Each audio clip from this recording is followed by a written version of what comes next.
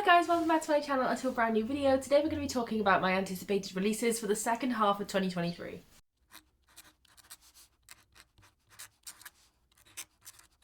I have 14 books to talk with you through today. I have done an anticipated releases for 2023 where I did mention 2 of these, but I really wanted to do one for the second half of the year as most of those were obviously for the first half. So here we are. The first book I am really anticipating is Those We Drown by Amy Goldsmith. This is expected to release the 11th of July and is a debut horror. This is YA, I believe, which I would normally not really read, but I do like YA horror, so I'm gonna stick with this one. It's following Liv, who is invited on this all expenses paid trip on a boat, like this big cruise ship, and so she takes her best friend Will, or her ex-best friend Will, and it says they haven't really spoken since everything changed, so I don't know what that's referring to, but I'm excited to find out. And then suddenly Will is apparently sick and they won't let her visit him, but apparently he's still there, he's just sick, and she's getting a bit dubious about this because something seems a bit off.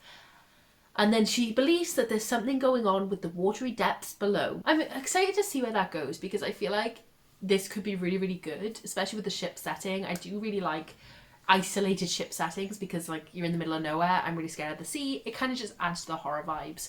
So I'm really excited for this one, but I am a bit dubious because again, it is YA and obviously that's not my particular age group, but I am excited nonetheless. Next we have Mr. Magic by Kirsten White, which is expected to release on the 1st of August.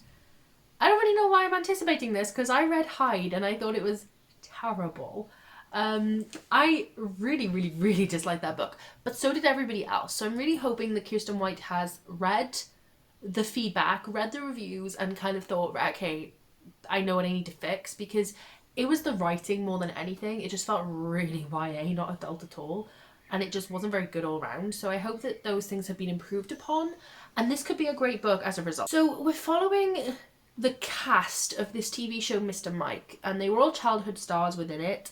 And then one day the series is cancelled and there's no remaining video of this existing. Like nobody remembers it. There's no film footage.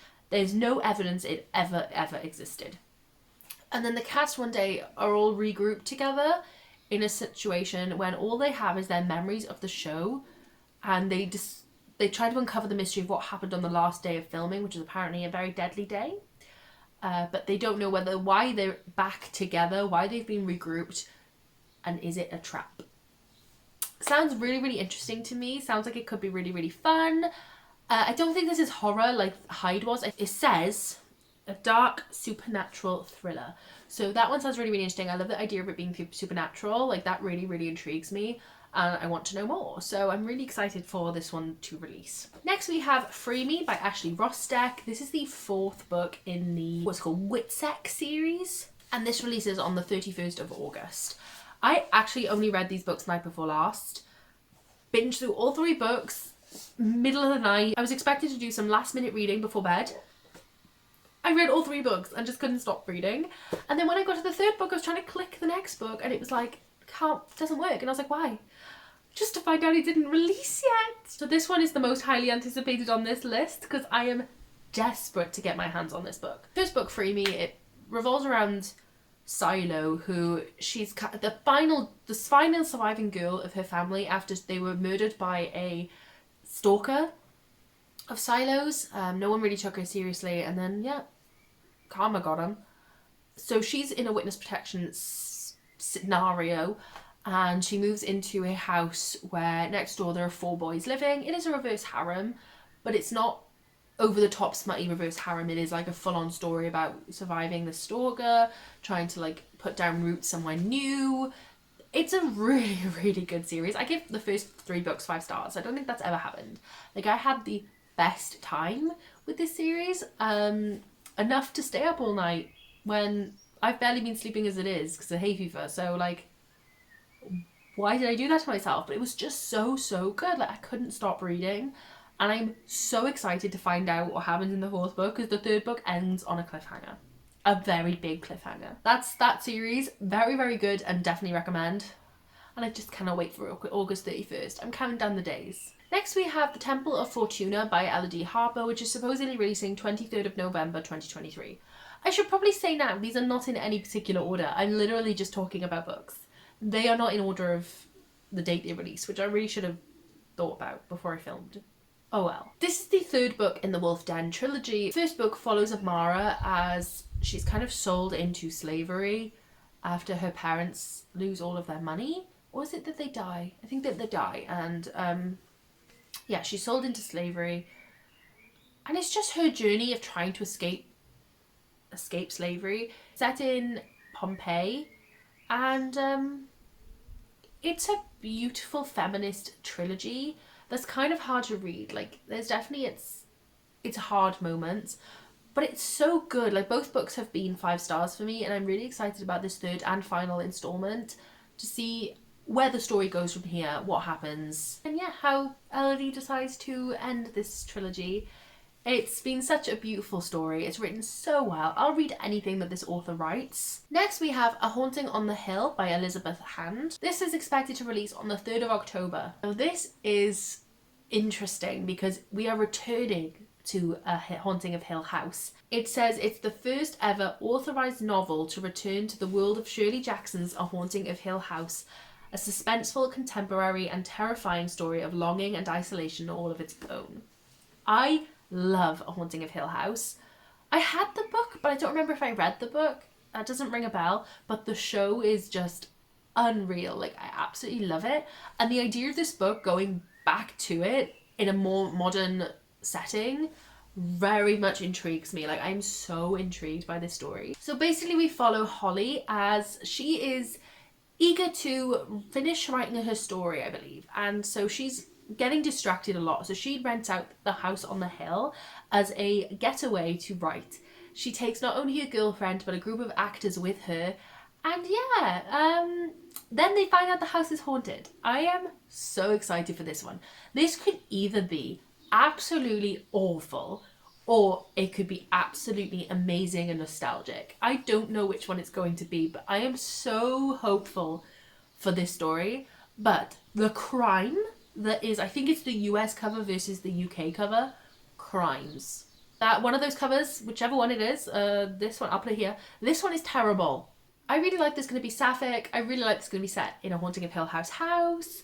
I am so excited about this one. One of my most anticipated for sure. Next up we have Dead of Winter by Darcy Coates, which is expected to release on the 11th of July. We follow Krista, who is out on a exploration in the snow until a snowstorm comes along and the group and the guide are forced to hide inside of a hunting cabin that's been abandoned, and they want to wait out the storm. They think it's all going to be okay until the tour guide disappears, and when they wake up in the morning, 3 of the members of the team that they're travelling with have also gone and their heads are impaled on trees. Then as the storm continues, people are picked off one by one until they solve what is going on. I like the idea of it being like a 1-by-1 murder mystery. I haven't read a good one yet though, so I'm really hopeful that this could be the one, because I have really liked Darcy Coates' writing style in her other books so far. So I'm very, very hopeful. I do have an arc of this, so I could read this at any time, but I've been putting it off until it's been closer to the release date. But I'm so ready to read this one now. Then we have Bookshops and Bone Dust by Travis Baldry, which is set to release on the 7th of November. This is a prequel, I want to say, to the Legends and Lattes story, which I absolutely loved. One of my favourite books. So we follow Viv before she has her coffee shop, and she has an injury from her fighting an assassin's attempts, I guess, that has led to her not being able to fight anymore. So she is in a bookshop trying to find what she wants to do next, I think. And then she ends up on an adventure with a gnome. I'm intrigued. I don't know whether... I wonder if this will be the adventure where she discovers coffee or something. She talks about it briefly in her Legends and Lattes. I don't know anything else about it. I, again, do have the arc, so I will be reading this very, very soon. But I'm trying to hold off because, again, it's not released till November. But I don't know how long I'll be able to hold off on this one. I'll try and make sure to feature it in a arc reading vlog if I can hold out that long. Who knows? I am really excited to meet the new characters in this book, because if it's anything like the first book, they're going to be so lovable. Travis Baldry has such a talent to be able to write amazing, lovable characters that I have really high hopes for this. I know a lot of people are upset, probably me included, that this is a prequel, not a sequel, But at the same time, we probably will get a sequel, and we'll just have to wait for it. It'll just be worth the wait. Next we have Two Twisted Crowns by Rachel Gillig, which is the second book in the Wolf Shepherd series. The Shepherd King series, not the Wolf Shepherd, which is set to release on the 19th of October. This is the sequel to One Dark Window, which I read in January and was so surprised to have loved as much as I did. We follow a world where there's magic in the form of cards. So if you have a card on you, it'll do the magic that the card has. And our main character, Elspeth, has been cursed by the nightmare card, and so she can see other cards. I don't know, it's very complex and very hard to explain, but I really, really like it. It's kind of like YA, but older YA, and a very, very well thought out, unique story that I was so invested in, and I'm really, really intrigued by reading the next one to see if I love it just as much. I don't know what the second one follows. I couldn't tell you even if I did. But yeah, the first one is definitely worth picking up if you haven't already. Even if you're not a fan of YA, neither am I. This one really lived up to exceeded any expectations that I had. It was so unique, as I just said. It was really fascinating, and yeah, I had a really, really good time, and I loved the idea of magic in the use of cards. Like, that was really interesting and not something I've read about before. Then we have Business or Pleasure by Rachel Lynn Solomon, which is set to release on the 4th of July. I actually haven't read a Rachel Lynn Solomon before, but I have two. I don't know why I'm holding a pen, but I have two over there on my TBR that I recently picked up. So I'm hopeful I'm going to enjoy those and this new one, but maybe it was a bit presumptuous putting this one on my list, considering I don't even know that I like this author's work. So we're following two characters after they've had a one-night stand, and it wasn't that good. Then our main character Chandler finds out that the next book that she is ghostwriting is for a memoir written by Finn, the man that had the not so good one night stand. Then she tells him it wasn't very good, and he asks her for lessons on how to perform better. Then, as they get closer, they have to decide what's more important, business or pleasure. It sounds like it's going to be a fun time, an easy read. It sounds lighthearted. And it sounds like it could be really, really funny. Again, I haven't read any of her other books, but I have got them, and I really hope that they have that same funny, light-hearted vibe. I'm definitely going to be prioritising them now that I know that. Next we have Heartstopper Volume 5, which is apparently set to release in October of 2023. But will it? Who knows? I did have this on the beginning of my first 2023 anticipated releases, and I said I didn't think it was going to come out this year, but I was hopeful, and I thought that putting it in that video would manifest.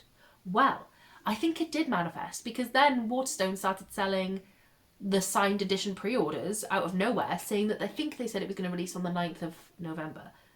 So, I'm hopeful. I did not get my hands on a signed copy, so I'm pretty cheesed, but I'm very hopeful. I think we did manifest, and we're going to continue to manifest in this video. What I've noticed with Alice Oseman's books is expected releases are never actually the release date. I don't know if that they just can't really stick to a timeline, or if there's a different reason, I don't know. But obviously with the second season of Heartstopper coming out in August, it would be the perfect timing. I would really like to read this. It was also meant to be the final instalment, and it said in the author's note of Volume 4 that it was going to be the final instalment, but Alice Oseman has announced that it is not going to be the final. There will be a book 6, and I just couldn't be more excited about that. So now you know. If you do not know what Heartstopper is, are you living under a rock? It is a graphic novel series following two boys in school, as one is gay and the other one is discovering his bi identity. And Nick and Charlie, they date each other, and it's the most wholesome, cute graphic novel series you will ever read. It's kind of taken the whole world by storm. It has now got a Netflix show, and it is really, really, really good. Definitely my favourite graphic novel series ever. This next one, it's called 19 Steps by Millie Bobby Brown.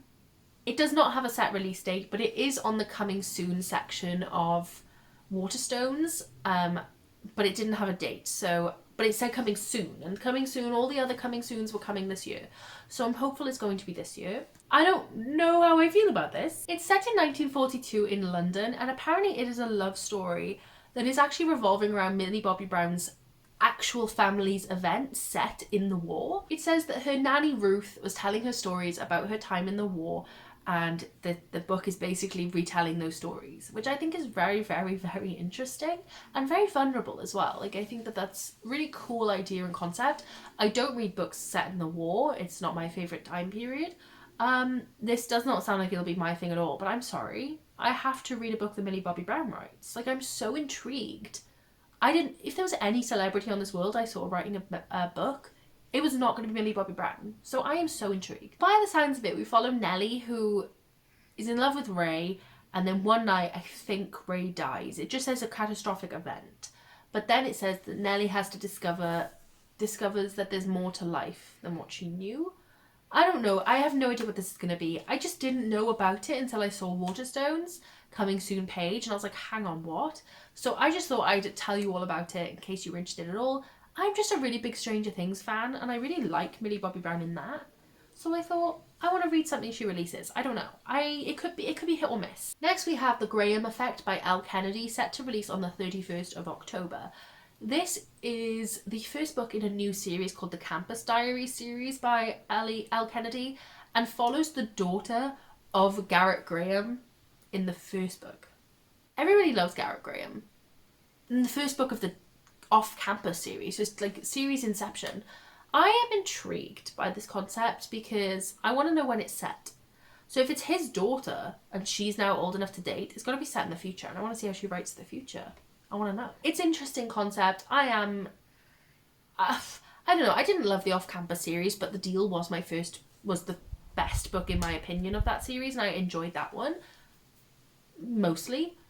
I just kind of want to read this out of fascination. You know what I mean? Like, I feel like she saw an opportunity and she took it and she got her coin, and I'm happy for her. So I will read it. I am intrigued. I want to see how that works.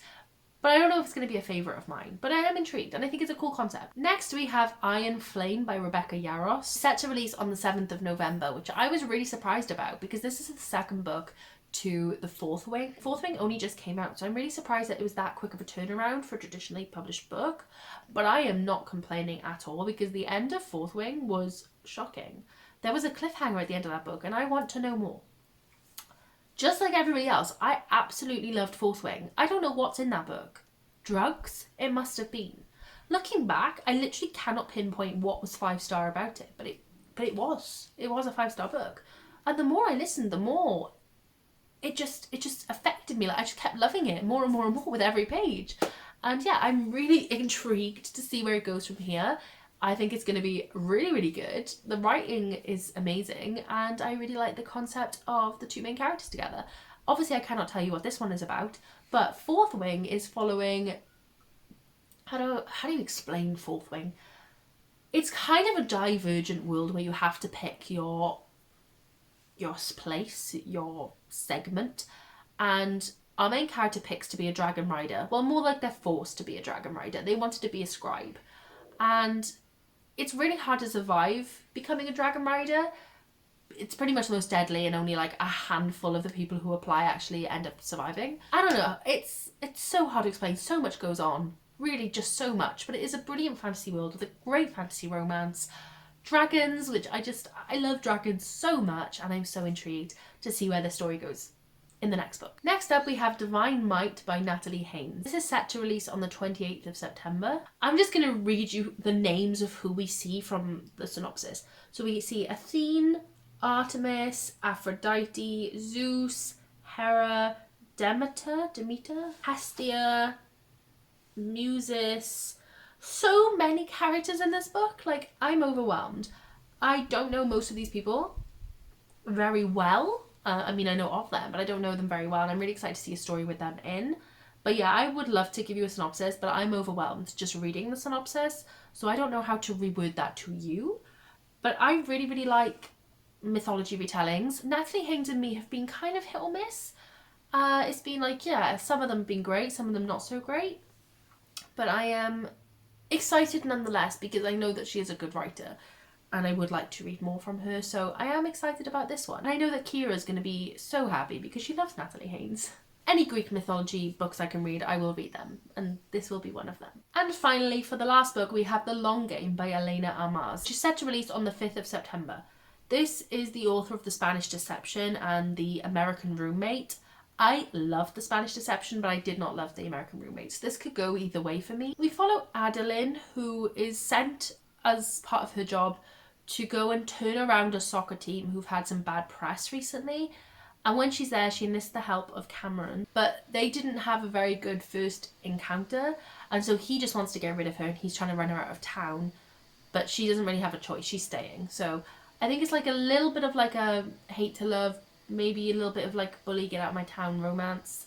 I'm intrigued. I don't know if it's going to be as good as the Spanish Love Deception, because I really loved that. I didn't love the writing in the American Roommate Experiment, yeah.